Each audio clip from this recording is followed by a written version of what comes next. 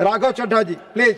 Sir अक्सर देखा जाता है जब वित्त मंत्री बजट पेश करती हैं तो रूलिंग कोalition के जो एमपीज हैं जो ट्रेजरी बेंचेस पर बैठते हैं वो सरकार की तारीफ करते हैं और कहते हैं कि इससे भारतीय अर्थव्यवस्था में क्रांति आ जाएगी इस बजट से, और विपक्ष में जो बैठे हैं वो अक्सर निंदा करते हैं, कहते हैं किसान की कमर तोड़ दी, बहुत महंगाई हो गई, अमीर और अमीर हो रहा है, गरीब और गरीब हो रहा है। लेकिन मैं आज प्रयास करूंगा कि एक ऑब्जेक्टिव एनालिसिस इस बजट का करूं और कंस्ट्रक्टिव क्रिटिसिज्म अपना आपके माध्यम से वित्त मंत्री को दूं। सर दूसरी दिक्कत जो इस बजट में नजर आई वो ये थी कि इनकम टैक्स स्लैब में चेंज नहीं हुआ। सर हर साल देश का आम आदमी जब वित्त मंत्री जी की बजट की स्पीच सुनता है तो वो इसलिए नहीं सुनता कि पीएलआई की क्या इन्वेस्टमेंट होगी, कौन सा कॉरिडोर बन रहा है। देश का आम आदमी सैलरीड क्लास इसलिए बजट की स्पीच सुनता है कि उसके अंदर स्लैब में कोई रिवीजन होगा, क्या हमारी स्टैंडर्ड डिडक्शन की जो हमें डिडक्शन मिलती है वो बढ़ेगी। लेकिन इस बार बजट में देश का आम आदमी और खास तौर पर देश का मिडिल क्लास डिसअपॉइंट हुआ। पहले ही there has been a stagnation in the salaries, inflation 6.8% पे खड़ा है, लेकिन उसके बावजूद हमने इस बार कोई स्लैब में या स्टैंडर्ड डिडक्शन में चेंज नहीं देखा। मैं आपके माध्यम से वित्त मंत्री जी को रिक्वेस्ट करना चाहूंगा कि आप इसी बजट में अनाउंसमेंट करें कि स्टैंडर्ड डिडक्शन जो 75,000 रुपए उसे बढ़ाकर सैलरीड क्लास के लिए 1.5 लाख रुपए किया जाए।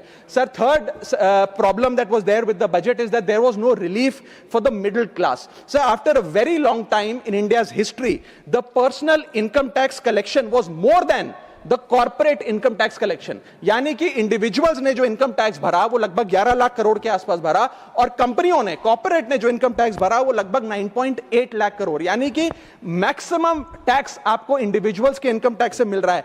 आप मिडिल क्लास वो टैक्स भर रहा है। आज वो दौर आ गया है कि हम मिडिल क्लास को अपलिफ्ट करें, मिडिल क्लास को पैम्पर करें, नहीं तो मिडिल क्लास एक सैंडविच की तरह रिच क्लास और पुअर क्लास में दबता चला जा रहा है। सर राइजिंग कॉस्ट प्रेशर्स के चलते पिछले वित्तीय वर्ष में मिडिल क्लास ने देखा कि उसके एजुकेशन के खर्चे में 8% की बढ़ोतरी हुई, हेल्थ केयर 9% से महंगा हुआ, रेंट 7% से, फूड 6% से, ट्रांसपोर्ट 5% से।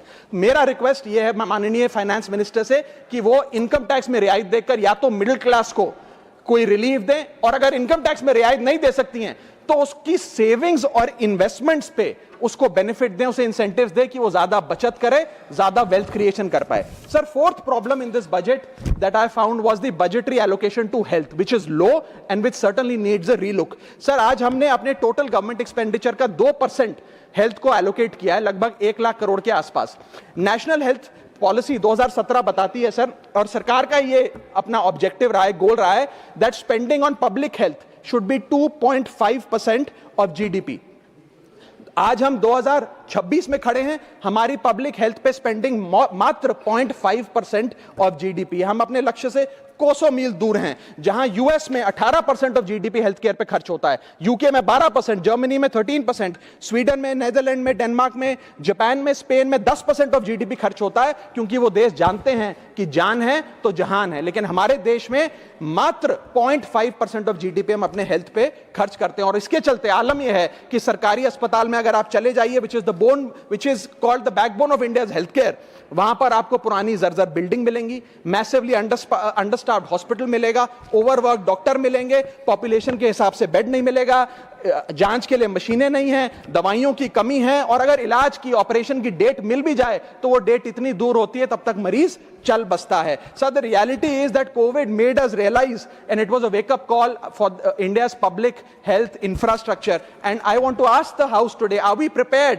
God forbid, if there were to be another pandemic or another big sort of raging pandemic in this country, and the answer to that is no। और दूसरा सुझाव है inflation linked salary revision act. Bharat में wages को index करिए महंगाई से। वित्तीय वर्ष 18 से लेकर वित्तीय वर्ष 26 में हमने देखा कि real wages for the salaried class में 16% की गिरावट आई। ये गिरावट का मतलब इन सालों में जितनी महंगाई थी, जिस स्तर पे महंगाई बढ़ी उस स्तर पे वेजेस नहीं बढ़ी, जिसके चलते 16% की गिरावट रियल वेजेस में देखी गई। इसीलिए mandatory wage indexation formula is the need of the hour and the government must look at it. इसके चलते तमाम फॉर्मल सेक्टर्स में, corporate, shops, factories, gig workers, सबको इन्फ्लेशन इंडेक्स वेज हाइक मिलेगा, और सरकार के मुलाजिम को तो मिलता ही है, हर साल डियरनेस अलाउंस मिलता है, उसके बाद आप हर कुछ सालों में पे कमीशन लागू होता है। इससे आप 20 करोड़ आबादी, which is 45% of India's total workforce,